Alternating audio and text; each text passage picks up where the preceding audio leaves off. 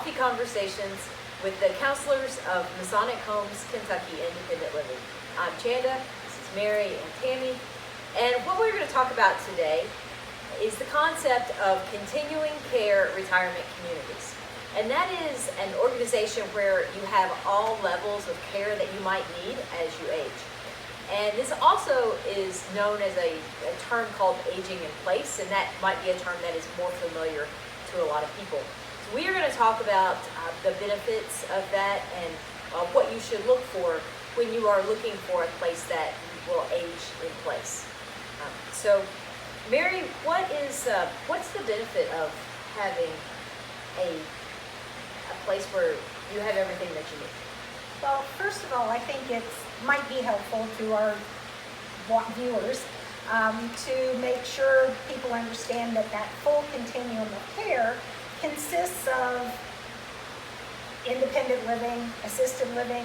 In Kentucky, we have personal care, you have memory care, you have your skilled nursing care. So really there's 5 components to that.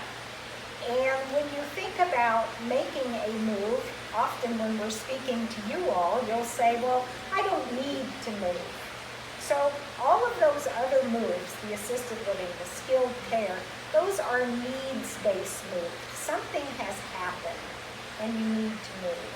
So if you think about aging in place, you know that there are things that are going to happen to you over time.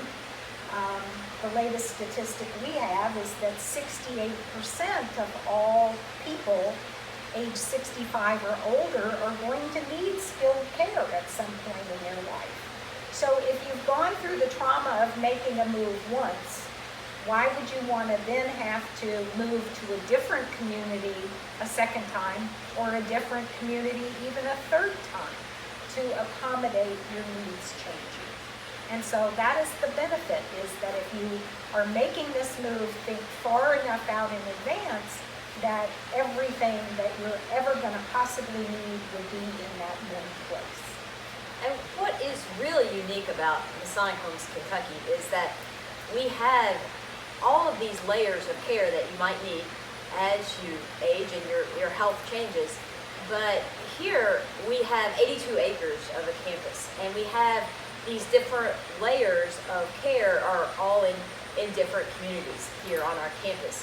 So it really provides a unique perspective where you're not in one building altogether, but you have everything unique to where independent living is independent living. You know, higher levels of care, you have that different offering there.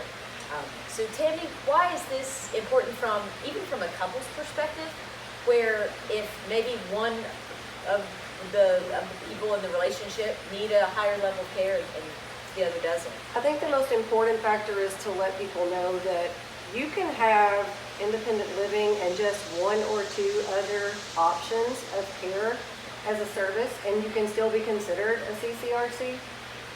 I come across a lot of people that don't realize that if they're going to need memory care, skilled nursing down the road, and they've chosen a community that doesn't have that, they're going to have to move again. And probably they're going to be at their most frail to have to do that again. The beauty about being a couple on our campus is that if one of you do have to leave the apartment for a better environment, a safer environment, to get what you truly need, it's not a burden to visit each other on the campus. You don't have to leave. You can either walk or take our shuttle service. It's just convenient. So you can go back there. You can have breakfast, lunch, or dinner if you like, and still do the things that you need to do or like to do during the day, without the burden of having to drive halfway across town, 30 minutes one way, several times a day, every day, until something else takes place. So oftentimes you'll see people like their one husband or wife is in higher care and they're still in independent living. Absolutely. And it's just, it's comfort. If you know that your husband is at Sam Swope Care Center in the skilled nursing area, and you have an apartment at Merrily or Meadow, it's comforting to be able to rest your head and go to sleep at night, because they're in good hands, and they're right across the campus from you. So, The other piece of that is when you come to a community, no matter whose it is, you're going to develop new friends. You're building a new neighborhood. You're living in a neighborhood, basically. And if you are making that move personally to a higher level of services, if you have to leave that community to go someplace else in the city, you're going to be reestablishing yourself in a new neighborhood. We know that here, residents from Murley and Meadow visit their neighbors, even though they may have moved across the campus or Right. to a new, they will on Tuesday always go still have lunch with so-and-so because that's what they did when they were neighbors at the independent living community. Right. So life can continue to go on even though you have made a physical move. Well, thank you, Tammy and Mary, for your thoughts about aging in place and the benefits of a continuing care community. And I think that it's really an important thing to consider because you have to continue to plan ahead when you are making this move. You're not just planning for today or the next couple of years. You want to make a plan that is going to be a solid plan for the future. We would love to have you talk with us if you are thinking about making your solid plan for the future and how Masonic Homes Kentucky and our active lifestyle communities could fill into that. Thank you.